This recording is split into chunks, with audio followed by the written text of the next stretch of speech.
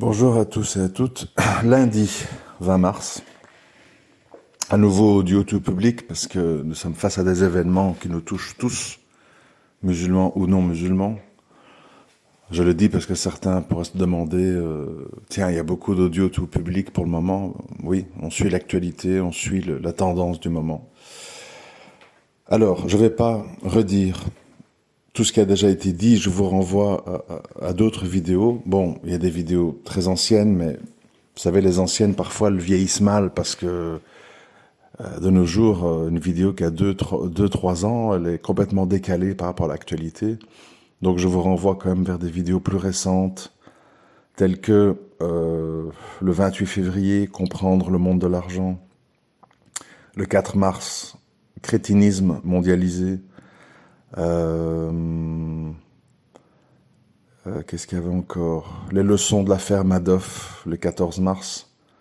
La guerre, une immense escroquerie, le 17 mars. Et nous sommes en danger de mort, et c'est normal, le 18 mars. Donc, si vous écoutez celle-là, il y a déjà pas mal d'informations à jour. Parce que bon, les audios que j'ai pu faire à l'époque du Covid ou du début de la guerre en Ukraine sont décalés.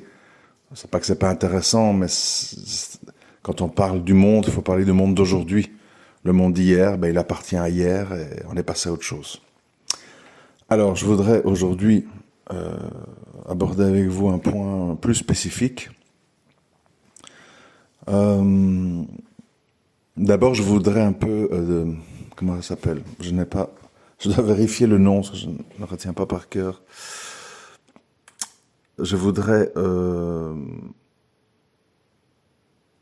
comment on va dire,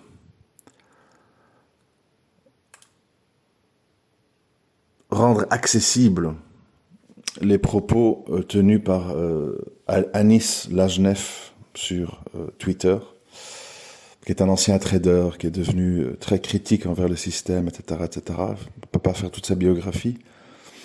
Donc je mettrai éventuellement en commentaire le lien vers son compte Twitter, où il est assez actif et intéressant. Donc ce qu'il essaie d'expliquer en langage simple, pour que tout le monde comprenne, c'est qu'on est dans une situation un peu spéciale, complexe et dangereuse. Parce que d'un côté, il faut faire baisser les prix. Il y a trop d'inflation. Et pour ça, ils veulent que la classe moyenne basse, c'est-à-dire les gens qui gagnent de 1 500 à 2 000 euros par mois, il faut que ces gens basculent au chômage. Pourquoi? Pour qu'ils arrêtent de vouloir acheter des maisons, pour qu'ils arrêtent de consommer, d'acheter des divans, des ceci, des vacances, qu'ils se calment un peu, qu'ils rentrent chez eux, qu'ils prennent leur chômage, qu'ils regardent Netflix, qu'ils jouent à des jeux vidéo et qu'ils aillent faire leurs courses à l'Aldi Lidl. Donc il y a cette volonté-là de précipiter la classe moyenne basse vers un autre modèle de vie plus axé sur la survie que sur la consommation. Mais en même temps, il ne faut pas exagérer parce qu'il faut protéger le système. Le système a besoin d'argent frais, d'argent fantôme, sans cesse ruisselant de toutes parts pour alimenter les banques et toutes sortes de sociétés qui vivent sur l'usure. Je veux dire, quand on s'y connaît un petit peu, la plupart des sociétés cotées en bourse, quel que soit le domaine, biotechnologie, voitures électriques, batteries, etc., faut pas mentir aux gens, sont toutes là parce qu'elles ont eu accès à de l'argent facile, à du 0%, 1%. Mais quand l'argent devient cher, c'est-à-dire que quand on emprunte, on doit payer des 4, 5, 6, 7%, là, évidemment, les 3/4 des sociétés ne s'en sortent pas. C'est des faillites en cascade. C'est pour ça que je dis, il ne faut pas à nouveau mentir aux gens. Le crédit, l'usure, fait partie intégrante de l'économie moderne et elle est présente partout. Donc la question, elle est surtout présente, ça je le dis aux gens qui croient que c'est facile, elle est surtout présente dans les monnaies, l'euro et le dollar, qui n'ont une valeur que basée sur le taux d'intérêt qu'ils donnent en échange de vos euros et dollars que vous immobilisez à la banque dans votre compte épargne. Donc avoir des euros et avoir des dollars, c'est déjà participer au plus grand marché de l'usure mondiale qui s'appelle le Forex. Parce que j'entends souvent les gens, oui, la spéculation, oui, les actions, oui, le Bitcoin. Oui, mais l'euro et le dollar, c'est pire. Bien pire. Et, on l'a vu, je l'ai souvent dit, les monnaies ont des valeurs totalement virtualisées. C'est-à-dire que demandez aux Vénézuéliens ou aux Turcs s'ils sont contents d'avoir gardé leur monnaie depuis les 10 dernières années. Ils vont vous dire, on aurait dû acheter de l'or, on aurait dû acheter du Bitcoin, on aurait dû acheter, je sais pas, des meubles, des terrains, plutôt que garder nos euros, nos dollars, nos livres turcs, etc., nos pesos, que sais-je. Donc en fait, ceux qui souffrent, comme les Argentins, les Turcs, les Vénézuéliens, ils savent très très bien que les monnaies, ce sont des escroqueries. Ici, il y a un semblant de stabilité qui est évidemment totalement illusoire et temporaire, qui fait que les gens pensent que, ben oui, mais l'euro et le dollar, c'est normal, c'est garanti par les États. Ben les États, ce sont des grandes mafias, donc voilà, c'est garanti le temps que c'est garanti. Et ça va m'amener au sujet où je veux vous amener aujourd'hui. C'est un principe qui n'est pas souvent abordé, pas bien expliqué aux gens. C'est le principe, c'est ça qui brouille les pistes d'ailleurs, dans tous les domaines, mais ici on parle d'économie ou de géopolitique, mais on peut greffer la même chose sur les couples, les enfants, l'école, les diplômes, enfin tout. C'est le principe de gagner du temps. Gagner du temps. Qu'est-ce que ça veut dire? Ça veut dire que les grands décideurs, ils ont des plans, ils ont des discussions entre eux qui vont jusque 2050. Vous voyez? Genre.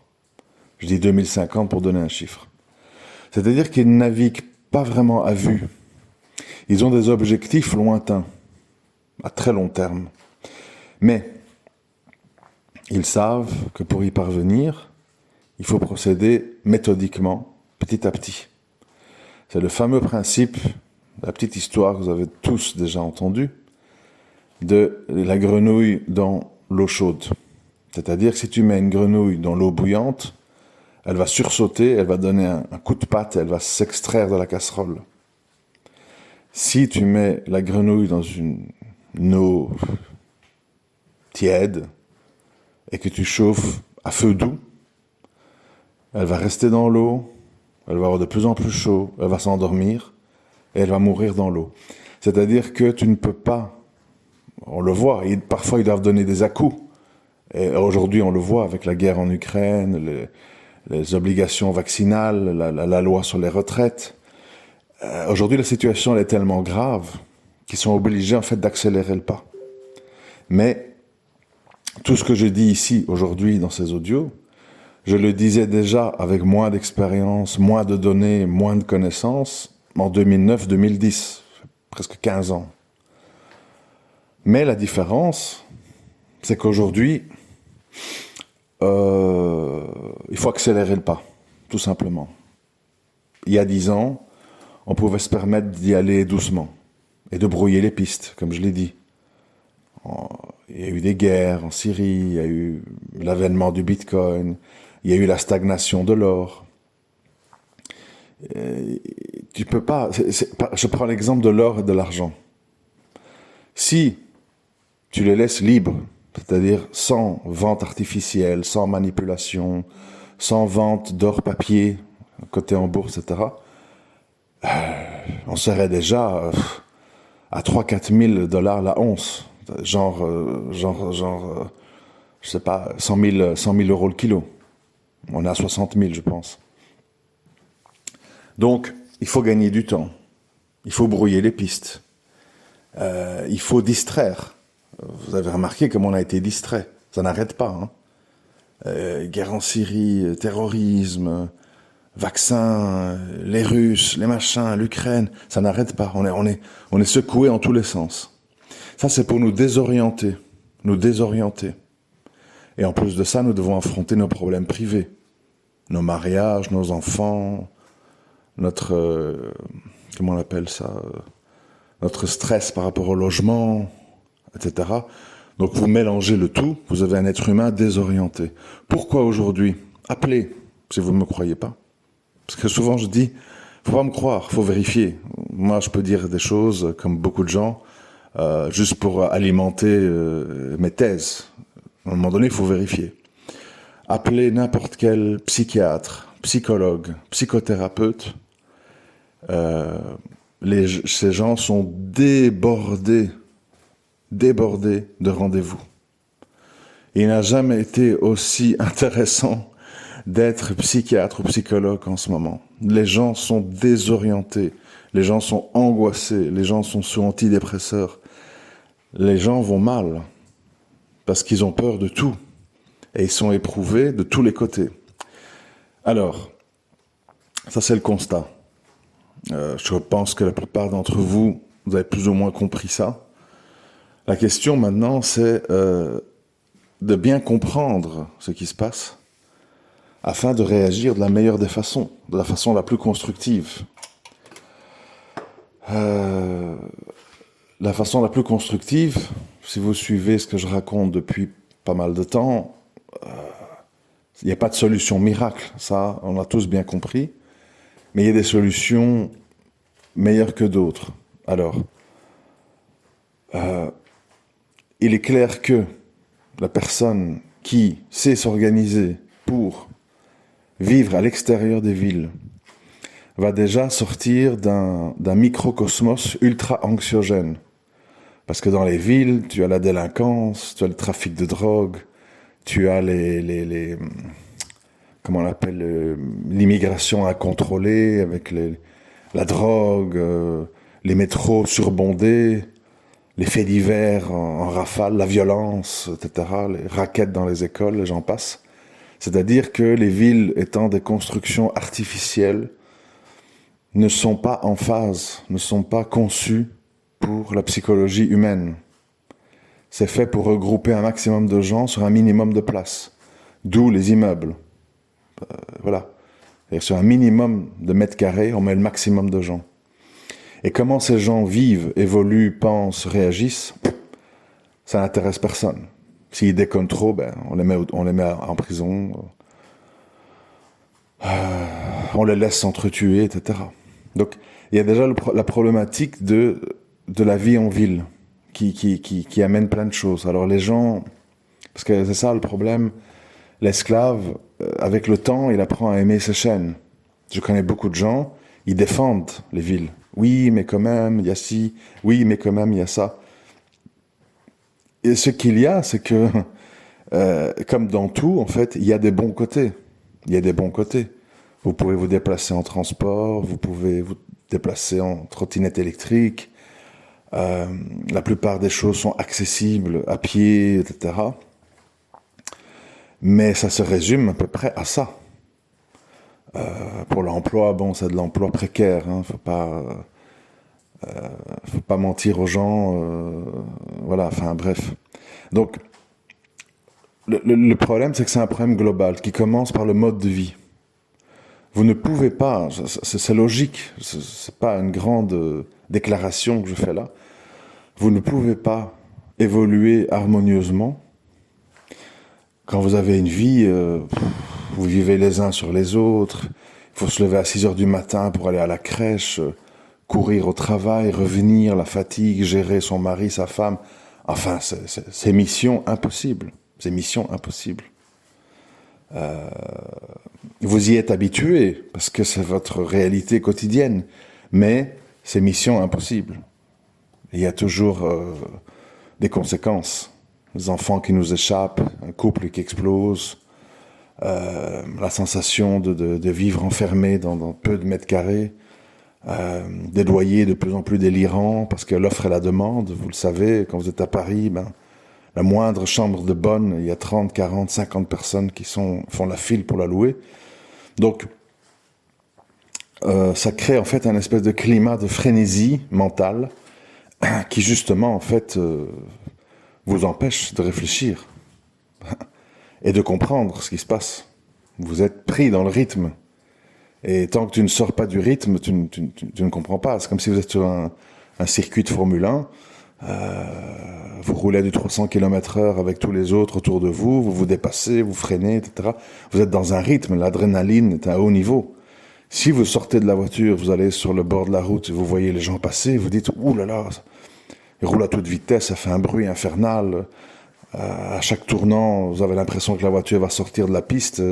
Vous vous rendez compte, mais vous vous rendez pas compte si vous êtes dans la voiture, parce que vous êtes dans le rythme. Et donc, il faut déjà s'extraire de ça. C'est déjà toute une démarche très compliquée, parce que c'est comme le reste. Hein, je donnais plein d'exemples ces dernières années. L'humain s'habitue. Il s'habitue même au mal, il s'habitue. Et pour se déshabituer, ça passe par une phase de désintoxication. Et toute désintoxication est pénible, parce que le corps n'est pas habitué, le mental n'est pas habitué, etc. Mais après, voilà, on est dans des sociétés qui ont été conçues, parce que ça va ensemble, tout est interconnecté. On est dans des sociétés qui ont été conçues, en fait, pour les gens urbains ou périurbains, et la vie à la campagne, ou à la semi-campagne, ou la vie villageoise, a été sanctionnée. C'est-à-dire, les commerces ferment, il n'y a pas d'emploi, les distances sont plus ou moins longues par rapport à tout, quoi. Aux grandes surfaces, aux opticiens, aux docteurs, aux dentistes, aux hôpitaux, etc. De façon à amener les gens comme un aimant à devoir se connecter à une ville pour avoir accès à tout ça facilement. Donc, de nouveau, c'est comme l'histoire que je dis au début. Il y a toujours un double jeu. Comme je l'ai dit avec l'économie, il y a le jeu de comment précipiter la classe moyenne basse dans la pauvreté pour que l'inflation s'atténue sans que tout le système explose, et les bourses, etc., les banques. Et ici, c'est comment s'extraire de la ville sans tomber dans la précarité et la dépendance aux moyens de locomotion. Sans compter qu'évidemment, chauffer une maison, c'est plus cher que chauffer un appartement entouré d'autres appartements qui sont eux-mêmes chauffés, donc la chaleur se diffuse, etc. Il ne faut pas croire que je ne connais pas les avantages de la ville, bien sûr. Mais à un moment donné, quand on reconnaît que c'est un mode de vie inhumain, il faut trouver des solutions, comment je vais dire, autres. Et ça passe par des sacrifices. Par exemple, je prends des exemples.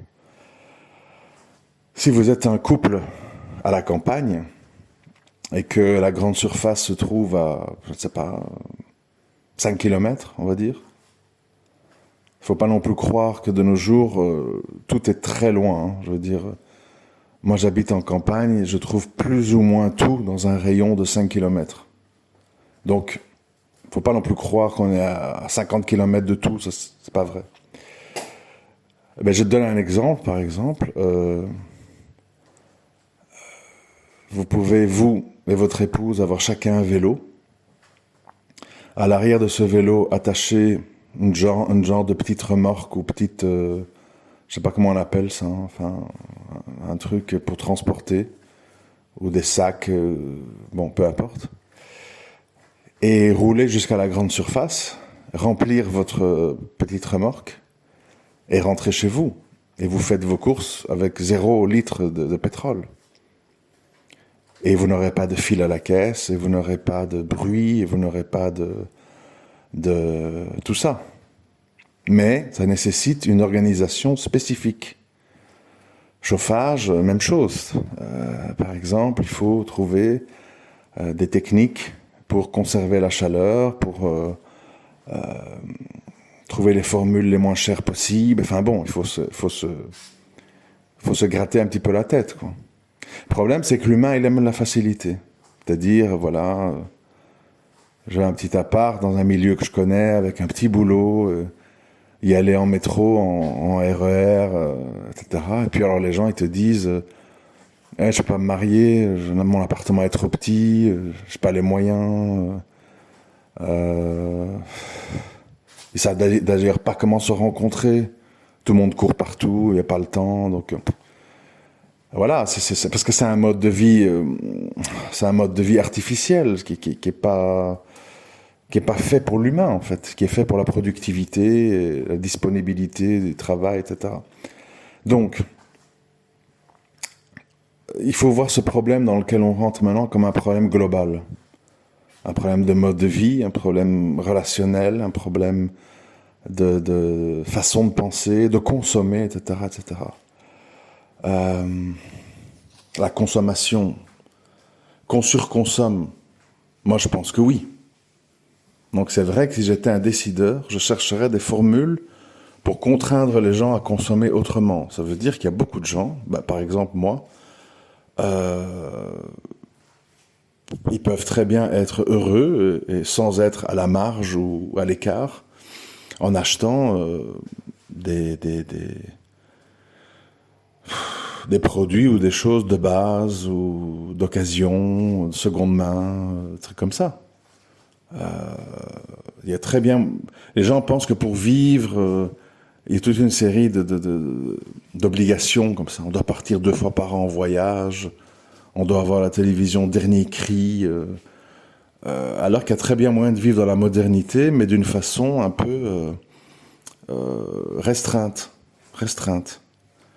C'est comme avec les courses. Beaucoup de gens, ils vont faire les courses, ils remplissent le caddie avec tout ce qu'ils aiment, ils regardent même pas les prix. Non, faire les courses, normalement, comme c'est un très gros budget, ça demande toute une organisation. T'étudies les promotions, t'étudies les offres temporaires, etc. Et en faisant ça, tu économises. Donc c'est vrai que quelque part, il faut contraindre les classes moyennes à consommer plus intelligemment. Je pense que oui. C'est-à-dire, oui, si tu es moyen, c'est normal que tu peux pas consommer comme un riche. C'est assez normal. Je veux dire, à un moment donné, il faut pas vouloir tout. Parce que le problème, c'est ça. Les classes moyennes veulent vivre comme des riches. Et donc, ils font plein d'emprunts. Ils achètent plein de trucs inutiles. Des canapés à 3 000 €, des télévisions à 3 000 €, des vacances à 3 000 €, Club Med, machin. Oui, mais ça, c'est un coût. C'est un coût. Et ce coût, il faut bien le trouver quelque part. Donc, je suis pas offusqué par l'idée que les classes moyennes doivent un peu modifier leur façon de vivre. Il y a eu trop de facilité, il y a eu trop de consommation, trop de voitures, trop de plein de choses, en fait. Bon. Après, le problème, ça c'est un aspect du problème. L'autre aspect, c'est l'argent fantôme pour faire tourner l'économie et la bourse. Bon. Il est clair que, je vous l'ai dit en début d'audio, on peut pas innover. On peut pas innover en biotechnologie, en nanotechnologie, en robotique, en voiture électrique, dans plein de trucs, logiciels informatiques de pointe, métavers, je sais pas tout quoi. On peut pas innover sans financement. Parce qu'innover, ça coûte. Il faut payer des ingénieurs, il faut payer des algorithmes, il faut payer de matériel pour miner du bitcoin, etc., etc. Bon, financement. Donc il faut de l'argent. Et si l'argent est cher, l'innovation est ralentie. Alors, une fois qu'on a dit ça, ça veut dire, ouais, mais alors, en gros, tu dis ce que les banques centrales disent. Oui et non. Dans leur modus operandi, dans leur modèle mental, oui, tu dois contraindre les classes moyennes pauvres à consommer moins, à être plus dans la débrouille, à être plus dans le recyclage, les occasions, à moins partir en vacances, c'est sûr. Mais d'un autre côté, si tu les freines, et si tu freines les autres avec, il n'y a pas d'innovation. Tout ça, c'est vrai. Mais là où les choses se différencient un petit peu, c'est que je dis, on parle de quelle innovation? Parce que là aussi, il y a énormément de gaspillage, de superflu. Je m'excuse, quand on a des livres à lire, des enfants à éduquer, du travail, que ce soit manuel ou intellectuel, normalement, on n'a pas beaucoup le temps pour aller faire le singe dans le métavers, je ne sais pas quoi, dans des histoires comme ça, des jeux vidéo qui te prennent des 4-5 heures par jour, Warcraft, je ne sais pas quoi. Donc oui, l'innovation, oui, mais si c'est de l'innovation vers du superflu, vers du grotesque qui ne profite à personne, ben non. C'est-à-dire que je pense que dans l'innovation, il y a beaucoup de déchets, il y a beaucoup de choses inutiles. Par exemple, il y a encore beaucoup de pétrole dans le sol. Mais on n'investit plus dans la recherche et le développement parce qu'on veut l'avènement de la voiture électrique. À un moment donné, est-ce que c'est pas préférable d'épuiser les réserves de pétrole qui durent encore, il y en a encore pour mon avis, je sais pas, 50, 60 ans, avec des moteurs ou des technologies les plus économes possibles, en incitant les gens à rouler le moins possible. Plutôt que de dire, ah ben maintenant, vous venez de terminer votre crédit sur 5 ans pour votre voiture diesel, etc. Allez, on recommence avec un nouveau crédit parce qu'il faut vous acheter une voiture électrique pour lequel il n'y a pas les bornes et il n'y a pas encore la technologie suffisamment évoluée pour que ça soit intéressant, mais vous devez le faire parce que sinon, on va vous faire payer des malus écologiques, on va vous punir, quoi. Donc en fait, l'impression que j'ai, c'est qu'on innove beaucoup pour obliger les gens tout le temps à changer de téléphone, changer de télé, changer de voiture, etc., etc., quoi. Et les capsules de café, Nespresso. Il faut tout le temps du nouveau, en fait. Il faut tout le temps du nouveau pour que vous soyez continuellement dans du désir de nouveauté, de confort, etc. Et en gros, que vous soyez enchaîné dans des dettes et des crédits interminables. Ça, c'est le problème. Le problème, il est là, en fait. Le problème, il est qu'à un moment donné, et ça, c'est le consommateur qui a le choix, normalement. C'est le consommateur doit dire telle ou telle ou telle ou telle innovation, j'en veux pas. Je vais m'en passer et je vais continuer à faire mon café à la grecque sur ma plaque chauffante. Je vais continuer à utiliser ma télévision Full HD qui n'est pas 3D, qui n'est pas ceci, qui n'est pas cela. Je vais continuer à déposer mes enfants à l'école avec ma vieille Clio parce que ça me suffit, etc., etc., quoi. Mais à un moment donné, si les gens sont « Ah, t'as vu le nouveau iPhone 14 »« Ah, t'as vu le nouveau Samsung S24, 25 » et ils prennent, et ils consomment, on n'en finit plus. Et là se crée en fait la situation dans laquelle on est maintenant, c'est qu'il y a de l'inflation des prix. Je crois que le très haut de gamme, si je me trompe pas, hein, le très haut de gamme en iPhone maintenant, le top, on n'est pas loin des 2000 € le téléphone. À l'époque, il n'y a pas longtemps, je me souviens, on disait « Ah, l'iPhone c'est cher, c'est 700 €. » On est à 2000. Et donc, les voitures, même chose. Aujourd'hui, allez vérifier, je me répète, je dis chaque fois allez vérifier, une voiture moyenne, hein, genre, on va dire une Golf, hein, une Golf électrique, bien équipée, vous êtes au-dessus des 40 000 €. Il n'y a pas longtemps, une Golf de ce genre-là, en diesel, etc., on disait que c'était horriblement cher à 25 000. Et voilà, et les voitures d'occasion, elles suivent le mouvement. Je prends un exemple actuel. En 2018, donc il y a 5 ans, j'avais acheté une Peugeot 3008 diesel automatique pour, je ne sais plus, 8 ou 9 000 €, quelque chose comme ça. Aujourd'hui, 5 ans après, La même voiture de 2012, donc j'avais acheté une 2012 en 2018, elle avait 6 ans. Aujourd'hui, une 2012, elle a 11 ans. La même voiture de 2012, avec boîte automatique, enfin même chose, va vous coûter plus ou moins le même prix. Mais il y a 5 ans qui sont passés. Elle est plus vieille de 5 ans. Et le prix est plus ou moins le même. Vérifiez, hein. Vous allez trouver une 3008 de 2012 automatique, diesel, 6, 7, 8 000. Quand il y en a, en bon état, parce que bon, si elle a roulé 400 000 bornes, voilà, c'est autre chose. Mais c'est dans ces prix-là, en fait, hein. 6, 7, 8 000. Et en 2018, tu trouvais une 2012 comme ça à 7, 8 000, 9 000 maximum. Donc, voilà, tous les prix sont tirés à la hausse. Et ça devient évidemment ingérable. C'est ça le souci. Mais le souci derrière tout ça, c'est qu'à un moment donné, le peuple, c'est-à-dire nous acceptons les endroits où on nous dirige. On nous dit va vivre en ville, on va vivre en ville. On nous dit prends un abonnement avec un iPhone que tu rembourses sur 5 ans, on va le faire. Et ainsi de suite. Et ainsi de suite. On nous dit le Bitcoin, c'est le nouvel or virtuel.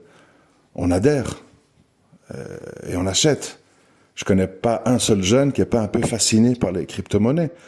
Et je ne dis pas que ça va aller, pas aller, chuter, monter. Je n'en sais rien, parce qu'on est au monde de la manipulation et du mensonge. Donc, les mensonges peuvent durer longtemps.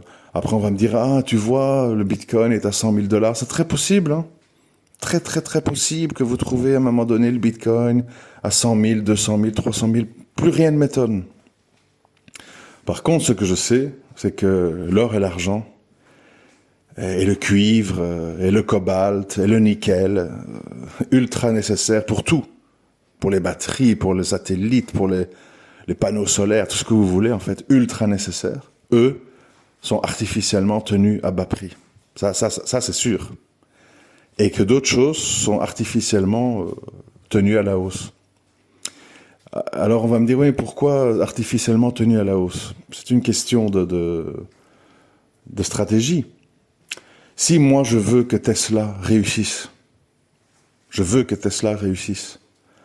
et je sais que pendant 5 ans, cette société va tourner à perte, qu'est-ce que je fais?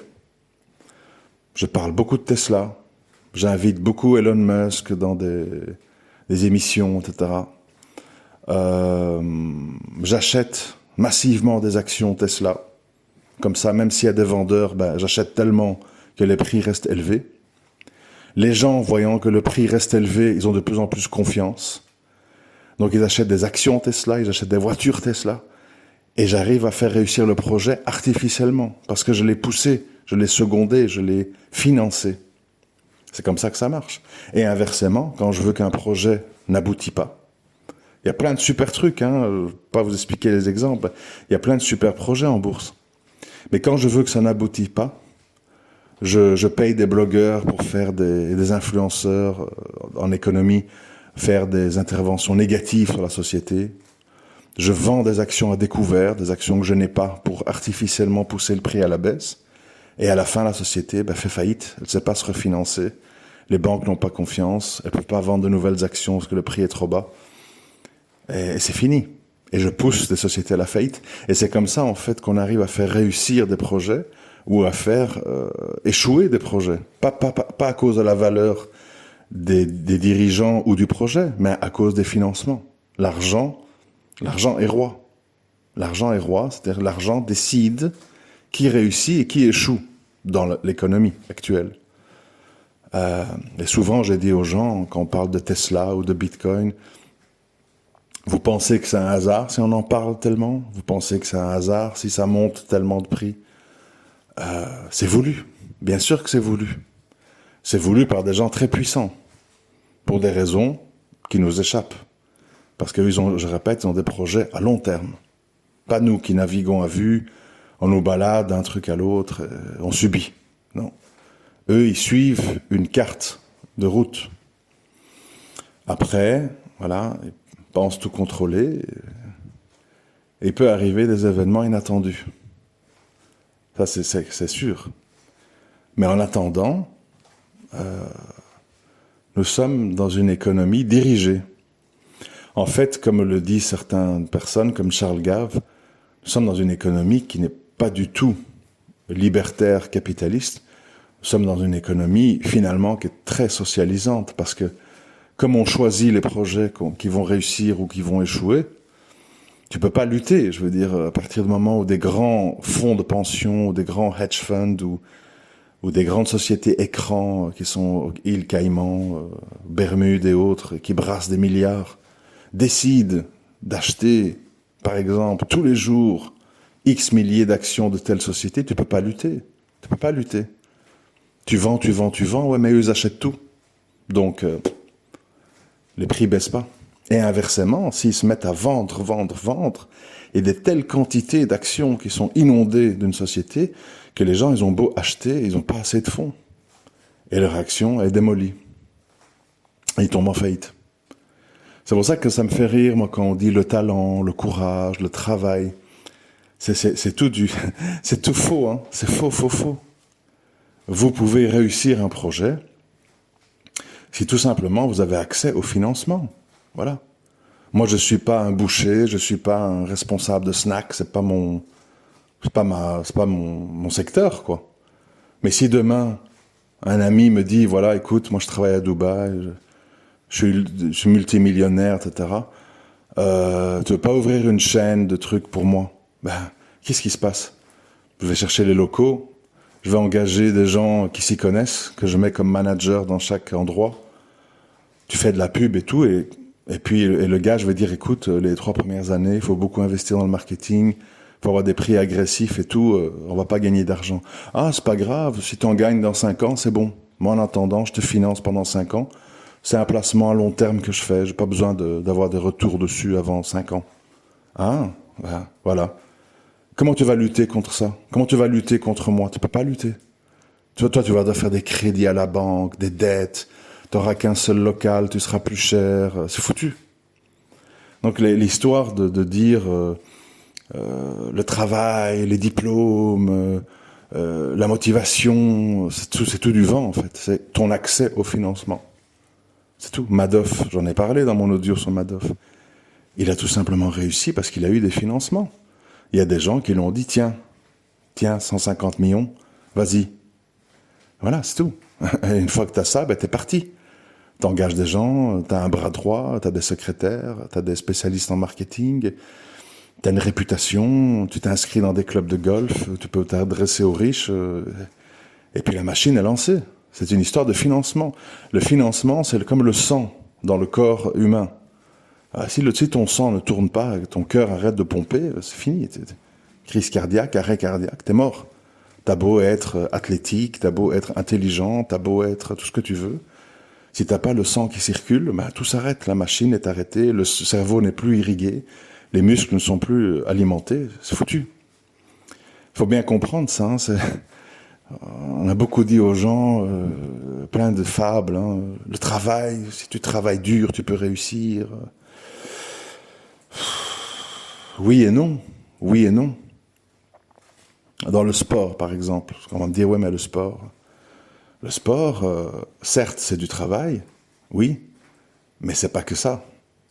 Il faut les infrastructures, il faut la valorisation, il faut les meilleurs kinés, les meilleurs médecins pour te soigner après tes blessures, il faut un programme d'entraînement établi par des spécialistes. Il faut évoluer dans un contexte où les autres joueurs t'aident à te mettre en valeur. Tu as des bons joueurs qui reçoivent jamais la balle, ou qui sont sur le banc. Ils jouent pas. Pourtant, ils sont bons. Mais on a décidé qu'ils ne seraient pas valorisés. Alors les gens vont dire, qu'est-ce qu'il a? Il est mauvais, il joue pas. Non, il n'a pas de minutes de jeu. Tout simplement parce que ça a été décidé comme ça. Pour des raisons X, Y, Z. Voilà. Donc, bon, je me suis beaucoup dispersé, c'est pas grave. Tout ça pour dire, nous sommes à un moment donné où ils veulent gagner du temps. Mais, contrairement aux années 2010-2020, le temps presse. Donc ils accélèrent le pas. Les crises sont de plus en plus violentes. Les événements de plus en plus inattendus. Covid, Ukraine, etc. parce que maintenant, on avance à plus grande vitesse vers des projets qu'ils ont pour 2030-35, qui demandent de secouer le cocotier, et ça va être assez violent pour les gens de devoir faire face à ça. Ils vont devoir faire beaucoup de réformes dans leur vie personnelle et tout le monde n'en sera pas capable. À très bientôt. Je vous remercie de m'avoir écouté.